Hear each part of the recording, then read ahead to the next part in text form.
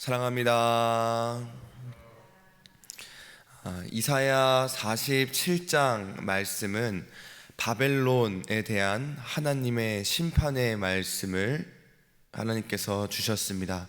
그래서 그 바벨론을 향한 하나님의 공의가 이루어지고 하나님의 말씀이 선포되어지는 47장의 말씀을 주셨고, 또 이사야 48장의 말씀을 보았을 때 이스라엘이 하나님께 범죄하여서 이미 포로가 되었는데, 그 이스라엘 백성들을 하나님께서는 포기하지 않으시고 하나님께서 그들을 구원하시겠다, 하나님께서 그들에게 구원의 약속을 주시죠. 그래서 어제도 말씀을 들은 것처럼 너희는 내게 들으라, 너희는 내게 가까이 나와서 내 말을 들으라 라고 이스라엘을 초청하시고 그들을 구원하시기 위해 그들에게 하염없이 말씀하시는 하나님의 마음을 우리가 어제까지 말씀을 들었습니다.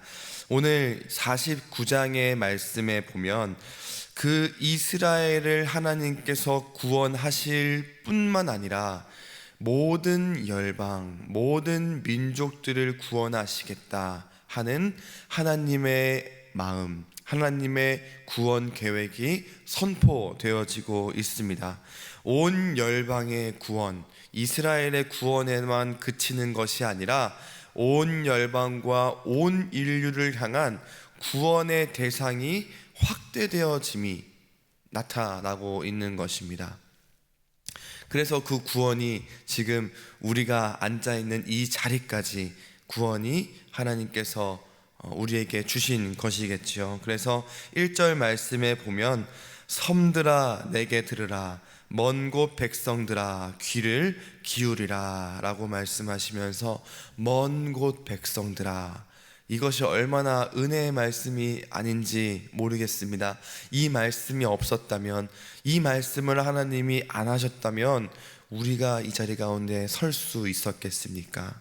우리는 먼 곳 백성이었지만 하나님이 우리를 포기하지 않으시고 잊지 않으시고 우리를 이 자리 가운데 불러주심을 믿습니다.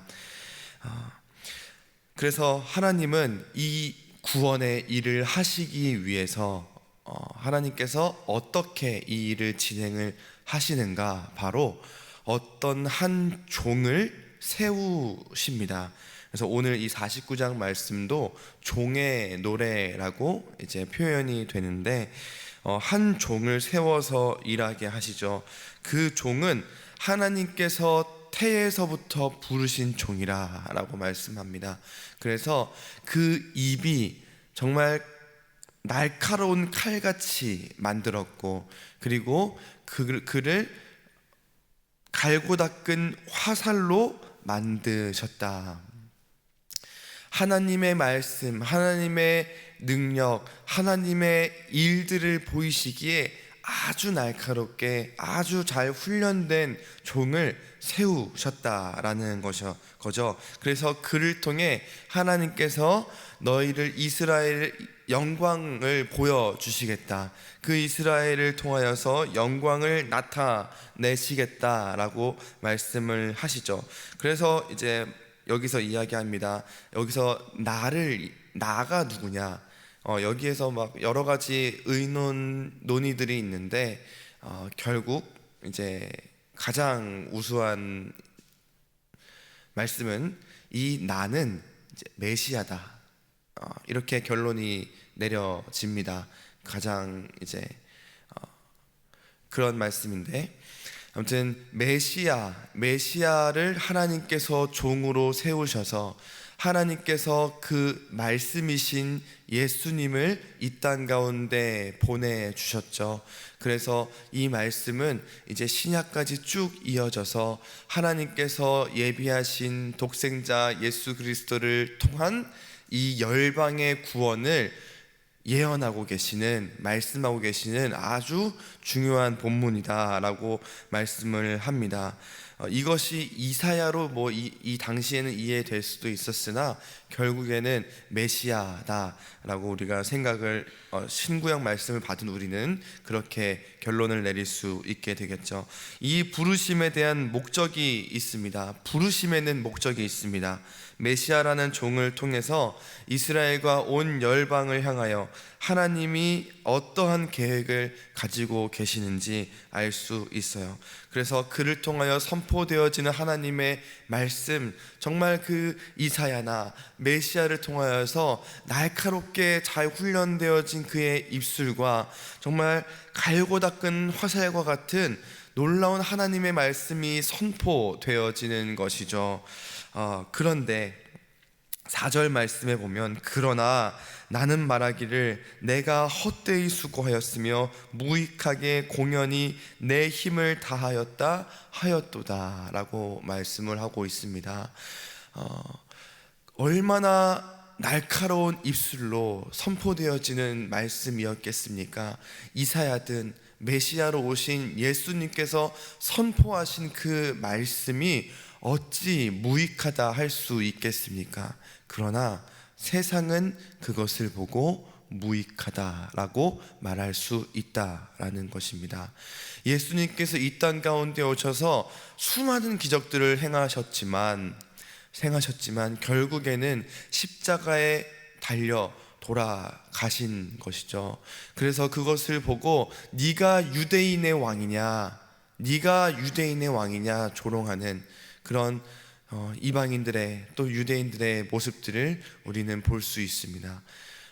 이와 같이 우리의 삶도 그럴 수 있습니다. 그리스도인의 삶으로 살아가면서 또한 교회로서 정말 이 혼탁한 세상 가운데 살아가면서 너희가 하는 게 무엇이냐, 대체 너희가 교회라고 말하면서 너희가 하는 것이 무엇이냐, 너희가 유익한 것이 무엇이냐 조롱할 수 있습니다.